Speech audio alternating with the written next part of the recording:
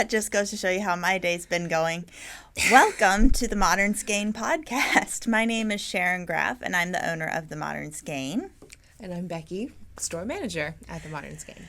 Yes, and we are here bringing you yet another episode of the Modern Skein podcast. I think we're somewhere around the 80 mark, if not episode 80 or 81. I should have double-checked, but I did not. So welcome back to all of our returning viewers, and welcome if you are just trying it out for the first time. If you haven't watched us, hope you enjoy it, and we'd love a thumbs up or a subscribe, or both, if you're feeling really fancy. You can even do get notifications, and that'll let you know when we upload a new podcast, which right now we're shooting for about every other week. That seems to be able to bring you some good content, some finished objects, except for this week. but we got lots of whips. Tons, because apparently we have very little self-control when it comes to casting new projects on. So normally we start off with finished objects. However, we really don't have any.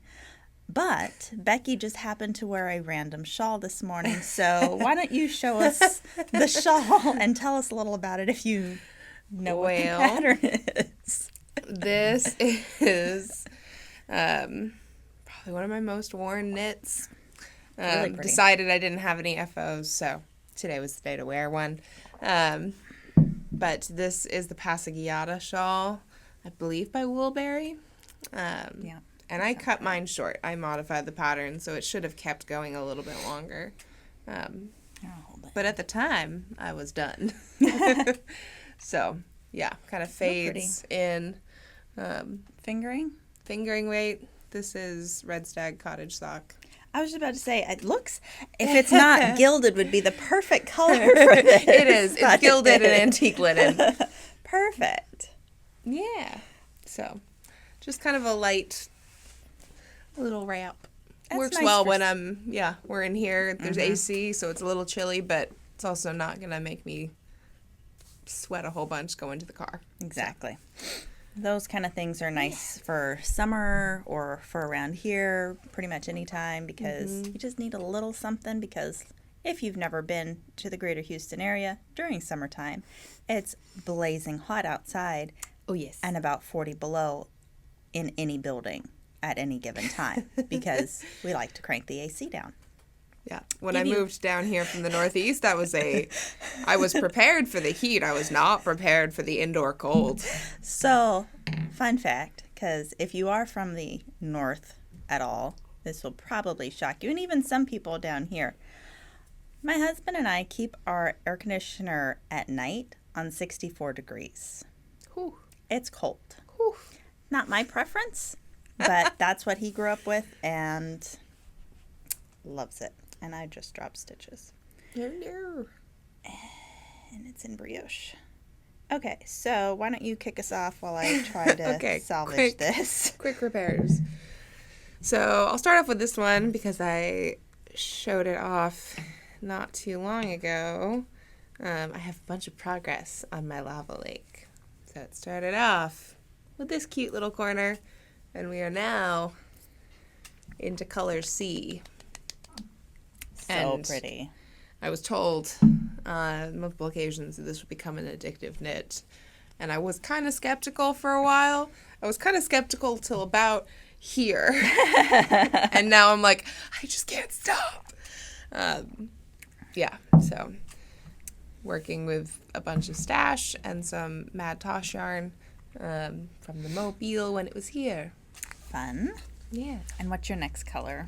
So I'm here now with Antique Moonstone, and then I get to go into Fog. Fog was the skein I picked up that basically inspired the whole thing. It's so pretty. I'm excited. So pretty. So, I'm pretty sure I talked about it last time, that I was planning on casting on the Marettimo shawl. The fly is on the phone. Fun fact, we've had these 2 flies. Maybe there's a third one. We're not sure. But there's been these 2 flies that will sit and buzz around us while we knit in the afternoons. Mm-hmm. And then we try to get them with the fly swatter and it doesn't work. Fly swatter, shoes, works in progress, shawls, anything. And they are very stubborn flies that have somehow managed to live now for almost a week. Yeah. I don't know how. There's no food source for them. Yeah. And it's literally on the phone. Mm-hmm. It really makes me want to smack the phone right now. But I won't do that. We're not going to do that. No. But I talked last week, I'm 99.9% positive I did, about casting on the Marettimo while going on our little road trip vacation, which we had a great time. It was fun. I did not do nearly as much knitting as I had planned, but I did get some knitting done. So I want to show you what I have accomplished on Marettimo. Got a lot done on the Marettimo. I really did, because pretty much I knit on it exclusively on the trip. So I have to measure this, but I'm pretty sure I'm like 3 to 4 inches away, once you kind of open that out a little bit, from separating for sleeves, but I do need to remeasure it. So if you guys remember, this light color is Desert Marigold from Less Traveled Yarn. My main body color is Alchemy of Herbs, and then the little stripe here, get that up closer, that's Plume by Hedgehog Fiber. So Marettimo starts off with a cast on, and then this really simple kind of a feather fan lace pattern. You do another stripe, you do some main body color, you do the little lace pattern, repeat, and then it's just straight stockinette for the body until you separate for sleeves. Then there'll be some neck and back shaping. I think it's a 3 needle bind off for the shoulders. Not 100%, but I'm pretty sure it is. And then pick up and knit short little like cap sleeves. And I believe we mimic, I know we'd use the contrast color C again. I don't know if we mimic the feather fan again. I did not look that far into the pattern. But this little bit of the plume, the pattern really, the amount you need, you can get away with a mini skein. Even, I would say, up to 2 mini skeins for the larger sizes. Technically the size that I'm knitting, which I went ahead and picked, hold on. I picked, is it that one? I'll have to double check my counts, but I'm pretty sure I did the 3rd size, which will give me more positive ease than the other Caitlin Hunter patterns that I've done. It does say to do, say, around 6, I think, to 8 inches of positive ease, and I think this will give me like 6 or 7 inches of positive ease. So anyway, what I was trying to get voiced across to you guys is that you can do a mini skein or some leftover scraps for the color contrast color 2. And really, honestly, even contrast color 1, you could probably get away with if you had like a half a skein left over from a project. Maybe you had a 50-gram skein that you got from a indie dyer somewhere, something like that, or you just weighed out your scraps. You could, I mean, honestly, you could do 2 different colors. You know, if they went with your main body color, you could do 2 different stripes. Make it scrappy, use up what you have. So, tons of options. So this is Marettimo by Caitlin Hunter, and I should be getting really close to separating for sleeves. Okay, why don't you share one of your other fun things? I'm going to go here next. Yes, so pretty. All right, so I haven't touched this in like a week, but I need to. Like I said, the lava lake has been addicting, so I've been doing a lot of that. This is the early beginnings of a storm shawl by Holey Locatelli, using the custom Jersey Shore colorway that was in the travel boxes.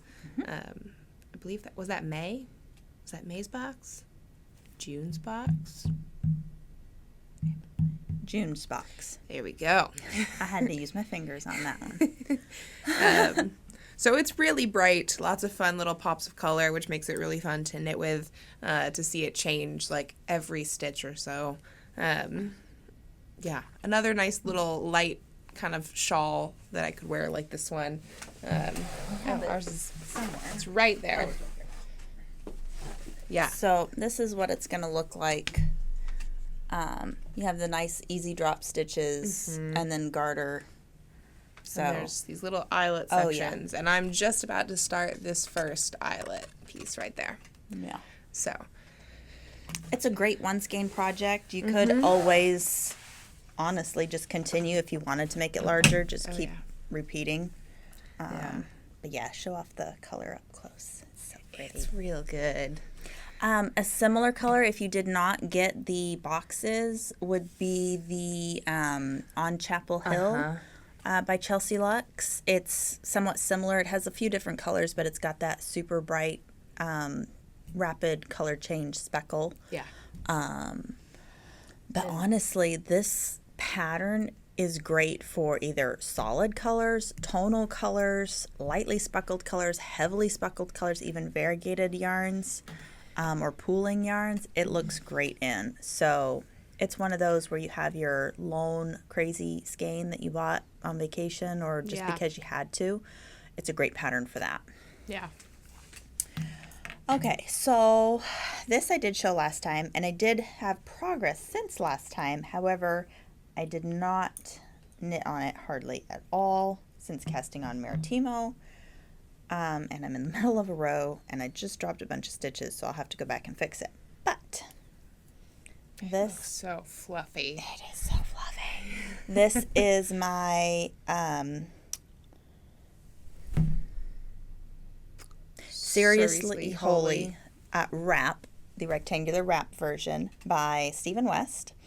And you can see the nice big eyelet holes here. So this is the right side. Wrong side, if you can see that, the nice orange side. This is, the pattern is in Laine book 11, which we still have a few copies in stock.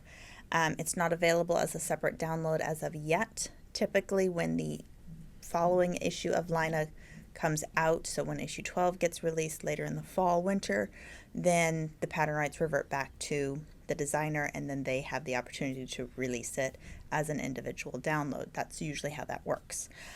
But if you did not want to get the book, but you really wanted a similar pattern, he has the other version of Suriously Holey, which is the Suriously Holey Shawl, which is a traditional crescent-shaped shawl with the same fanned-out brioche pattern. The foxtail wrap is also very similar in shape and size, and somewhat similar with the brioche style. It's not quite the same. It's a different motif, but it kind of has a similar look, and that is available as a separate download. So again, you don't have to use Surrey on this one as your secondary color. You could use just 2 skeins of fingering weight yarn, or you could use a fingering and a DK, or a fingering and a sport if you wanted a little bit of that differential without having a fuzzy yarn. But this is my main color. This is Pheasant by Hedgehog Fibers. And then this, show you the big one. This is my Surrey. This is Ching Fibers Aflame. We do have, so this wrap takes 4 skeins of Surrey, the Ching Surrey. I believe it would take either 3 or 4 of the Red Stag Fiber Surrey. We'd have to double check that. But the wrap, I believe, also takes the same amount. 2 skeins of your main color, 4 of the Surrey.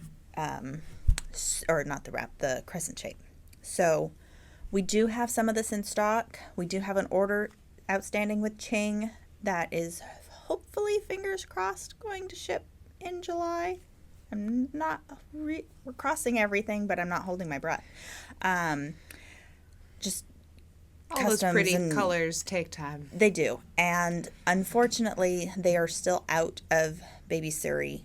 So as of right now, we can't get any baby Surrey on our order.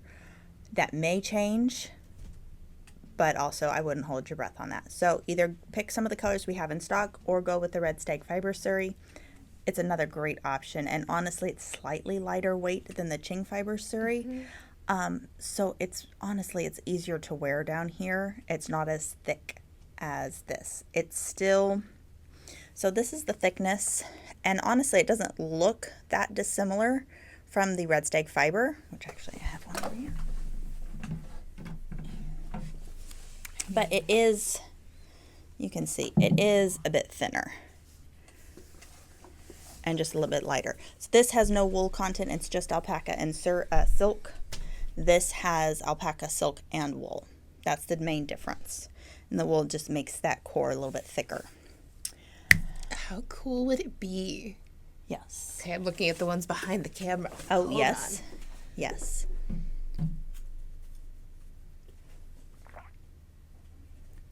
Ooh. What if you, instead of using one color, you went with like Red Stag? We have so many that could fade. You could fade on one side. You could fade your Suri and then use like an antique linen or a one of the grays or Something a solid just color. Real simple to. That would be really fun for sure. Great option. Okay, why don't you share your next thing? Okay.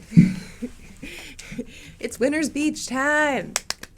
So if you don't know, because we got in all that Tweety and promptly sold out, we are doing a casual, informal Winter's Beach knit-along here in the shop. Me, Becky, Jan, Kathy, trying to think who else. I know us four are knitting the Winter's Beach. I'm sure there's a couple other guys. I know there was a couple of you guys not local that are also doing it, like Meryl and somebody else. And so we're all just kind of doing a little informal, just sharing pictures and everything. But if you have Tweety or if you don't have Tweety, you don't have to knit. Any DK. I mean, there's still some of that Farmer's Daughter kind of Tweety DK that's up there that would be gorgeous. This would be gorgeous too in the Dos Tierras by Malabrigo. We have sweaters quantities of that. It would be so nice, and you get really good cable definition. You could do it in Kelborn Woolen Scout. That would be a great option. Kind of give you that heathered look. Of course, Red Stag Fiber Estate DK, Croft DK. You could even do it. We have some Dapple left over from Brooklyn Tweed. You could make a lighter weight version with that cotton blend. Yeah, I mean I think it's the colorway. I think it's agate. Agate would be so similar to. I'm pointing over here, referencing this WIP that she hasn't shown yet. We'll tease. Boop. So close. Yeah, it would. And then the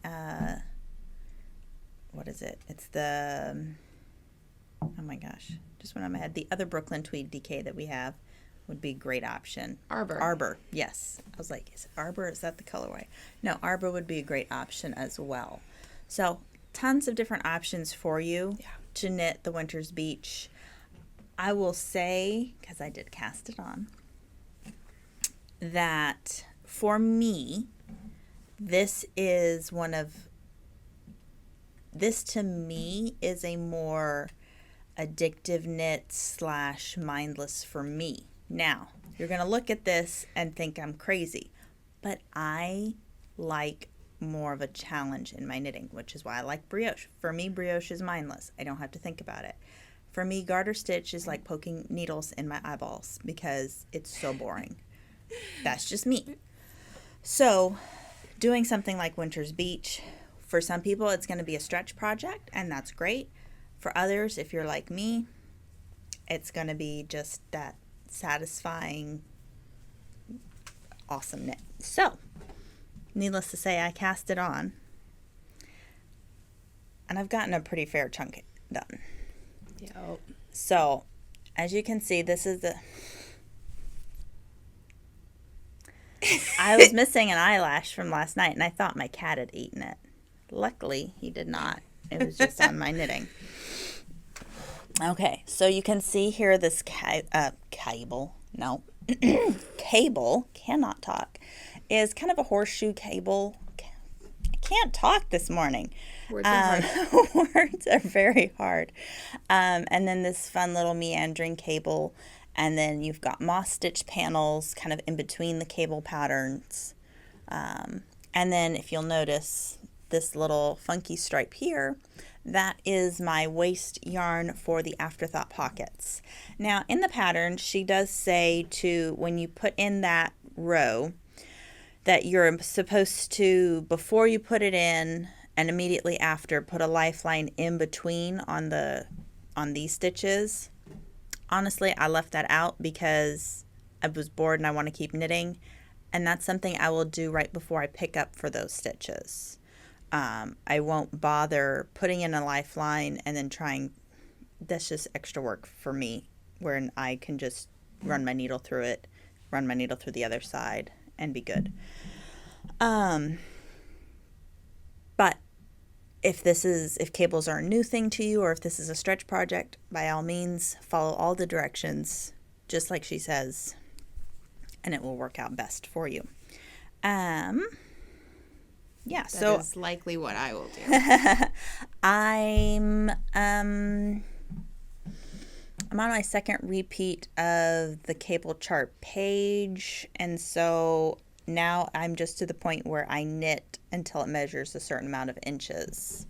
And then that's when we separate for the sleeves and go from there. So this has been my nighttime knitting while we're watching TV and such. And it's just so fun. It's so fun. I love cables. I love color work, but I think I love cables more. And see, this is where I contrast in that I love color work and cable projects. I adore the look of. I love the aesthetic of it. This is going to hit a point where it's going to become a product versus process knit for me of, I really, really want this sweater. I'm going to love this sweater for years to come. But I get a little bit overwhelmed with cables. I still have to pay a good amount of attention to it. And so it doesn't work for evening TV knitting for me. I applaud you, but I'm jealous a little bit. Somehow I can sit there and do 3 stranded color work all over the place during TV, but the cables. I think part of it, especially, do you cable without a cable needle? Not yet. I've tried it a little bit. Okay. Hoping to try it some more with this project. Because at most you're only ever going over 3 stitches. So this would definitely be a good one if you have done cables before and you want to experiment a little bit with doing cable without a cable needle. If it makes you feel more comfortable, run a lifeline in before you try it. And you wouldn't even have to do a lifeline for all the stitches, like the entire row. You could just do it underneath where you're going to do that cable where you're going to try it. Yeah. That way you can drop down and fix it if you need to. But yeah, I would try it, because once I learned cabling without a cable needle, and people ask me all the time, how'd you learn it? Can you teach me? And honestly, it's a matter of just try it and find what works for you. For me, unless I'm using a very slippery yarn, I just pop all my stitches off there, hanging free willy, if you will, and then grab them in the proper order. That's what works best for me. Some people will go ahead and try and grab them in the proper order with the opposite needle and then slip them back over, and to me that's just too much work. But you got to find what works for you. Yeah. So the only time I've actually had to use a cable needle recently was when I did the Snowy Forest, because there's a cable on there that goes over 12 stitches. It's massive. And I was using a mohair yarn with my Kelborn woolens. If I just used the Kelborn, the Scout, it probably would have been fine, because that has a little bit of a hold to it. Whereas with the addition of the mohair, they started slipping out. So it's just easier to do it with a cable needle for those. For sure. So that is my winter's beach. I did use the light original Tweety.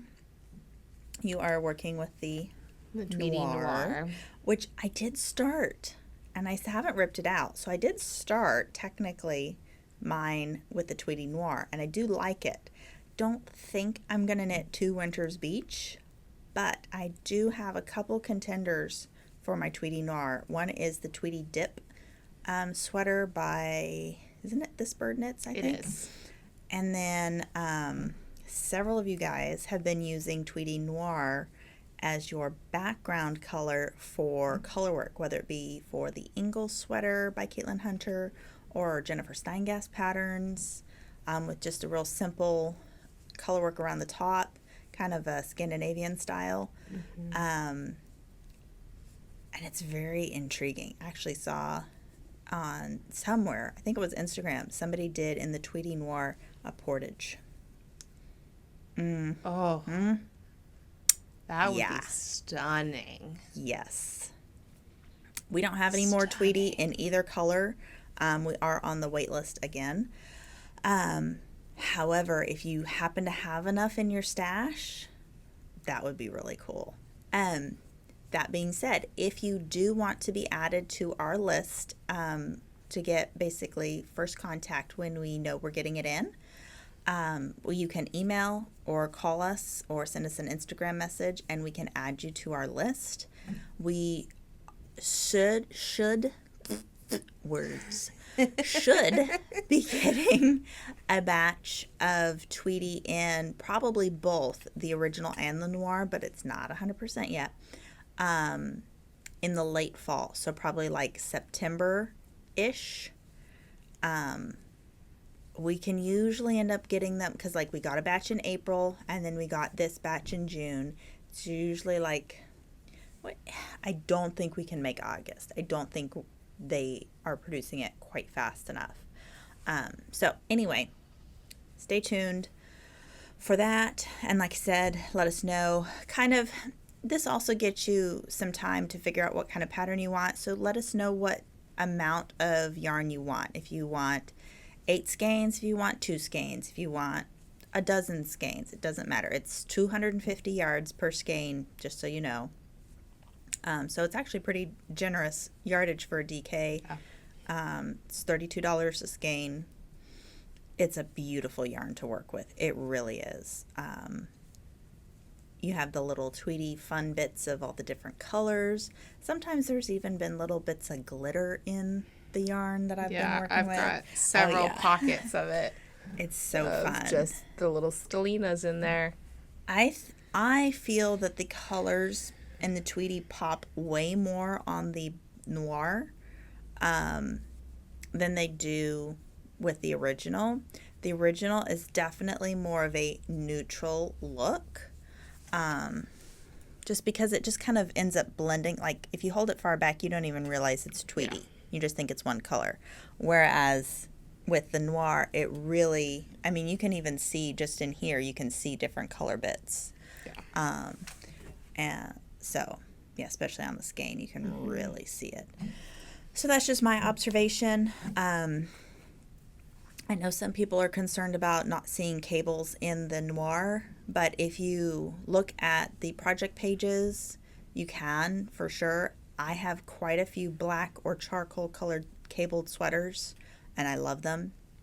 I wear them probably more than any other sweaters that I have. I have Northerny, which is a cable and lace in jet black, literally jet black. It's the Harrisville Designs Nightshade, blacker than black, or blackest black, whatever that color is. I did Josh's sweater in a almost black. It's kind of a tweed. It's not quite a tweed, but it kind of is a super heathered yarn, almost black. It's all over cables, and it's gorgeous, and they pop. My Snowy Forest is gray with a black mohair, so it reads pretty darn charcoal. My Gloam is charcoal. Yeah, I like black. I do. Mm-hmm. I mean, it's wearable. Super wearable. For me. I don't trust myself with super light colored fabrics. I make a mess of myself. Okay. I'm wearing white jeans, and I promptly spilled 2 things already. It's like a magnet. Seriously. I only buy my white jeans or like white linen pants from resale shops because I'm going to spill and ruin them within usually one wearing. It's unfortunate. Okay, moving on. I do have one other work in progress that hasn't had any work in progress done on it in a little while, but it's still here and I still want to finish it. It's going to be so good. It is going to be so good. This is one of those I want the finished object, but I'm tired of working on it because guess what? There's garter stitch in it. There's a little bit of brioche, but I've already done that section. So this is the Boho, Boho Blush.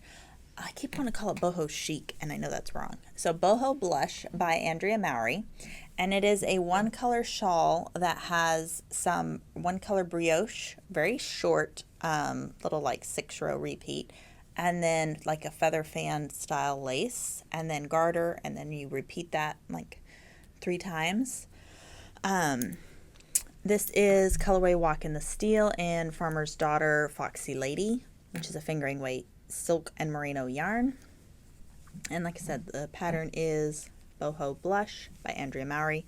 It has really fun fringe all along the bottom, which I'm super excited about. I just need to finish it. So this is going to be one of those projects where it's like, okay, you have to knit X amount of rows, every day or every week before you can cast something else on. Clearly, that did not work because I cast on 2 new things.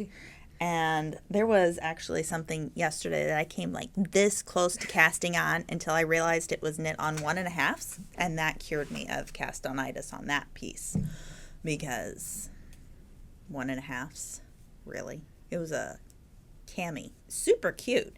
It's the Cumulus, what do they call it? Cumulus Tank, I think. Yeah. By Petite Knit. It's gorgeous. Honestly, it's one of those things that looks like it could be on the runway or be sold at Nordstrom's. It just has that super nice vibe. It's knit on 1.5s. Yeah. So, yeah. If you like knitting with super fine needles, then it's a great project for you. Fingering weight linen, or like an extra fine linen, almost a lace weight linen, like lino, reed, a light fingering is what I would do. Lino, reed, the hand spun Hope cotton would be really, really pretty. If you didn't want a plant-based yarn, you could do it in Lunar, which would be so pretty, which Lunar is a lace weight. It's kind of a slightly heavy lace weight mulberry silk with a touch of merino wool. That would be gorgeous. They recommended either linen or silk for that. Honestly, you could even use the Foxy Lady. It has a nice silk content, and it would be so drapey as well. Beautiful. Mm-hmm. And there's some nice neutral colors that we have that would work really well to make it just a staple piece. Mm-hmm. If you're going to put that much time and energy and focus into the tiny needle knitting, I would definitely not do it in a spur-of-the-moment whim color. I would do it in a closet staple. For me, that would mean tan or black. Branching out, I have dark tan on. Dark beige. Dark beige, yes. Okay, so I think that's it for WIPs. Things happening in the shop. Well, Thursday night. Yes. Thursday night is evening knit night. Yes. So or crochet. Or crochet, yes, absolutely. Or if you happen to have a drop spindle and you want to bring it in and sit and drop spindle, great, more than welcome to. Or I guess you could haul around a little easy spinner or something like that. I mean, I don't expect you guys to lug in a giant spinning wheel, but if that's what you want to do, I mean, we do have the you're room. welcome. So more the merrier. Yes, we actually had the other day, this was a couple weeks ago, we had a lady who didn't knit or crochet, but her friend did, and so she brought her needlepoint. So if you've got a friend that has another portable craft, they're more than welcome to come hang out. If it's needlepoint, if it's like little loom weaving, if it's... There's the punch needle. I mean, heck, if you want to bring in like one of those like Cricut, like the tiny little looms. Mm-hmm. That's... Yeah. By Come all means. craft with us. Exactly. It's a crafting environment for sure. And Thursdays is a super fun night because Thursday evenings from like 4 to kind of sunset-ish, 7:30, 8 o'clock, which we're open till 8 on Thursday nights. There is the little sip and stroll market outside, just a little bit past on our street. So you could come a little early, save your spot in here, and then go grab some food. There are, of course, the restaurants all around. There are usually some food vendors, and then, of course, there's little, like, farmers markets selling vegetables. There's the olive oil people selling the gourmet olive oils. There's... Usually, he was there last week. There's a guy selling amazing to-go Indian food. If you love Indian food, more than welcome. Grab that, and then you can use our microwave. I don't mind. So you could have that for your own dinner if you wanted. So good. It'd be very good. There's, of course, wine. There's all the little wineries set up a little thing, and you can do that. Plus, we usually have wine and cheese or beverages and cheese, crackers. I want a little ham and home goods, and so we have like an assortment of cookies to sample this week. So be sure and come check it out. It's a lot of fun, and it's a night where also if maybe you don't have time to sit and knit, but you get off work, not till 5, but you need a knitting fix, absolutely. Come on in, grab your needles, grab your yarn, use it to shop. You don't have to just sit and knit. It's a great afternoon, evening shopping experience. Or maybe you're driving in from out of town. You want to come in from Houston, but doing it at an odd time to avoid traffic. I totally get. We're here. We're here till 8. So definitely come by.